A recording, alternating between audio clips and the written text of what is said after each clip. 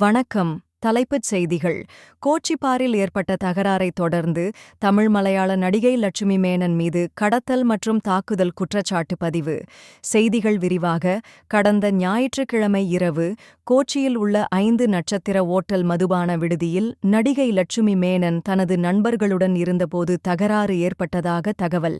அதனைத் தொடர்ந்து அலுவாவைச் சேர்ந்த ஐடி பணியாளர் ஒருவரின் காரை வழிமறித்து தாக்கியதாகவும் அவரை கட்டி போட்டுவிட்டு சென்றதாகவும் புகார் கூறப்பட்டுள்ளது. இந்த சம்பவத்தில் லட்சுமி மேனனுடன் இருந்த மிதுன், அனீஷ், சோனமோல் ஆகியோர் கைது செய்யப்பட்டு சிறையில் அடைக்கப்பட்டுள்ளனர். நடிகை லட்சுமி மேனன் மீது போலீஸ் வழக்கு பதிவு செய்துள்ள நிலையில் அவர் தற்போது தலைமறைவாக உள்ளதாக முதலில் கூறப்பட்டிருந்தது. ஆனால் இடைக்கால ஜாமீன் கோரி அவர் கேரள உயர்நீதிமன்றத்தில் மனு தாக்கல் செய்தார். நீதிமன்றம் செப்டம்பர் 17 வரை கைது செய்ய வேண்டாம் என்ற இடைக்கால உத்தரவை வழங்கியுள்ளது. இதேவேளை சமூக வலைதளங்களில் வைரலாகி வரும் சில சிசிடிவி காட்சிகள் குறித்து அவை உண்மையா அல்லது டீப் ஃபேக் தொழில்நுட்பம் மூலம் உருவாக்கப்பட்டவையா என்ற கேள்வியும் எழுந்துள்ளது.